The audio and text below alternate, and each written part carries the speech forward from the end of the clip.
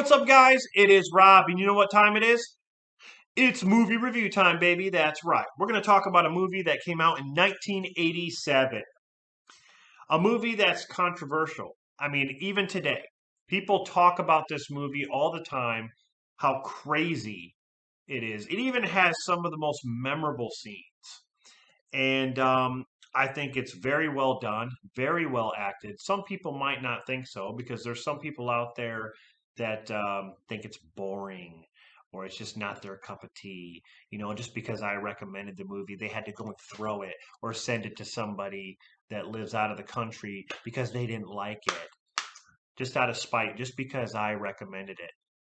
Well, you know what you can do with it. You can go shove it up. Anyway, um, the movie I'm talking about is Fatal Attraction. I have it here on Blu-ray. You have Glenn Close and Michael Douglas in this awesome thriller. Now, it says right here, people just can't stop talking about this movie. It's true. Pretty much everyone knows Fatal Attraction, just those that are born in a barn or live on a fucking farm don't know about this movie. They don't watch good movies. But anyway, um, Adrian Lyne directed this, and he's done some fantastic movies. Um, on what was that one? Unfaithful with Diane Lane and Richard Gere was great. He like his movies are they kind of like push the envelope a little bit. They're kind of sexual themed in ways, but then they have some really good drama, thriller aspects to them. This definitely has some sex scenes in it, and but it's very kind of like raw, so to say. But yeah, basically, it's about a woman who becomes obsessed with uh, the guy, and then she'll go to great lengths to basically make his life a living hell um, because he's not owning up to what he originally set out to do. Um, so yeah, it's a very intense, interesting story. You have Michael Douglas, who has a family, and Archer is his wife, and they, they're doing pretty well for themselves. They're going to be moving to a new house and things like that. And he meets Glenn Close's character at his job, and one weekend, Michael Douglas's wife goes to meet her parents somewhere like out of town or something like that. So he's by himself. Um, and him and Glenn Close basically go out for a drink because it starts raining and they want to wait for the rain to stop. So they get a drink and they start talking. And they end up going back to, I believe it's her apartment, and they end up having sex. And so then it turns into like a one night stand thing, and they both really knew the rules to where they were okay with it. She's like, "Are you discreet?" And he's like, "Yeah, I'm discreet." And like, she's like, "Well, we're two adults." So they knew the terms, but then feelings start to emerge for her more than him. Um, in fact, he goes home to like make sure like he says hi to his family on the phone and checks up with him and stuff like that. But she keeps like calling him saying, "Hey, come over and let's chat and do this." But you know, they end up hanging out more. They end up having sex again. They end up doing all this stuff, and that's when things start to go crazy with her. She starts to get feelings to where she starts to get upset. She starts to get mad. You start to peel back these layers with her character. She's this really nice, like, I want to say she's independent in ways, but there's this side of her that you start to think, well, I don't know. Does she have all her marbles, or is she Did she lose some of them? Like you really get that vibe with her after some of the stuff she says. It almost reminds me of Misery because when Kathy Bates started, she's like this really nice woman, and then all of a sudden one night she goes cuckoo, and from then on she's like this crazy lady. It's almost like this here, but Glenn Close is more. She's not all like loopy like her, like ooh, like um, Glenn Close basically is more. I want to say she's more of a savage because she, she at one point she like kidnaps Michael Douglas's kid, and like uh she basically ruins his car, um, takes their rabbit and boils it.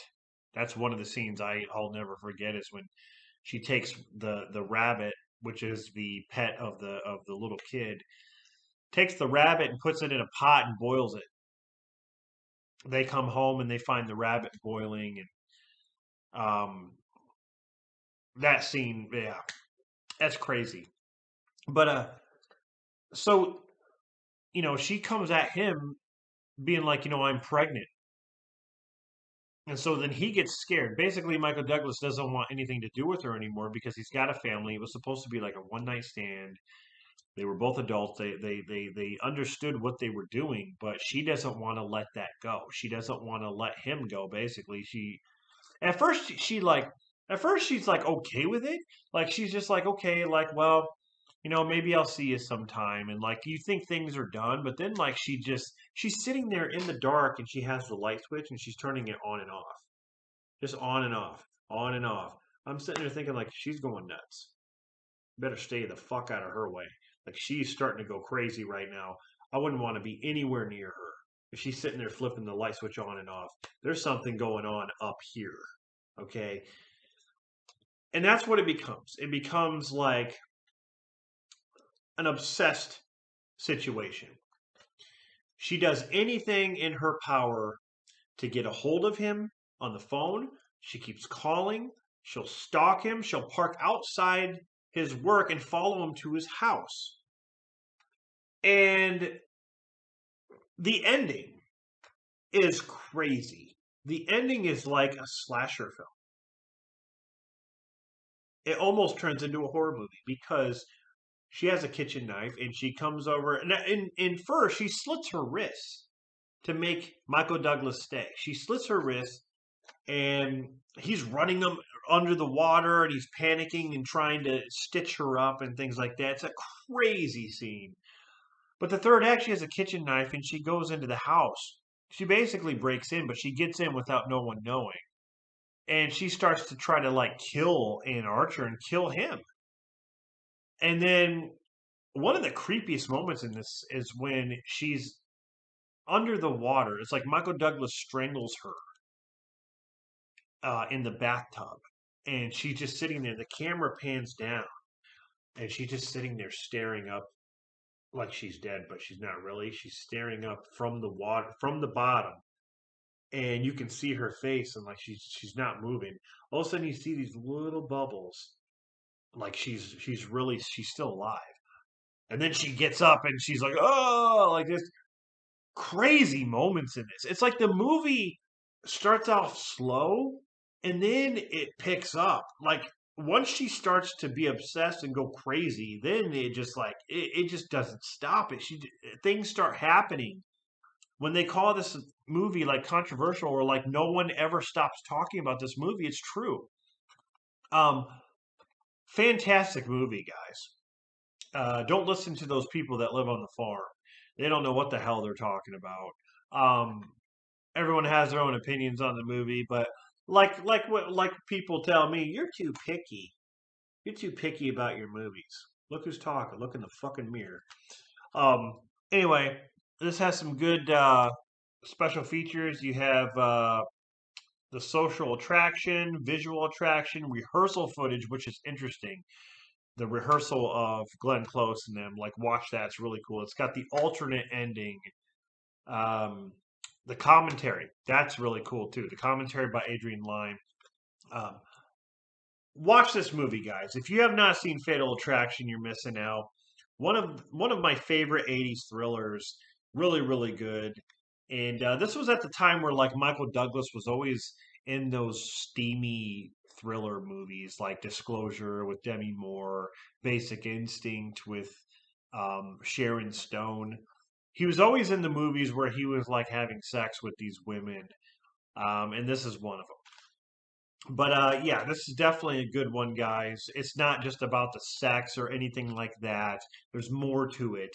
There's a lot more to this movie. So definitely check it out. I have it here on Blu-ray, just the basic Blu-ray here. So yeah, that is Fatal Attraction. Awesome movie. So let me know in the comments what you thought of Fatal Attraction. Did you like it? Did you hate it?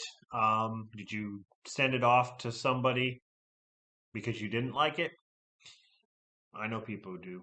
But anyway, yeah, let me know what you thought of Fatal Attraction 1987. I'll be back with more reviews and more videos. So, yeah, this is Rob signing off, and I'll see you guys next time.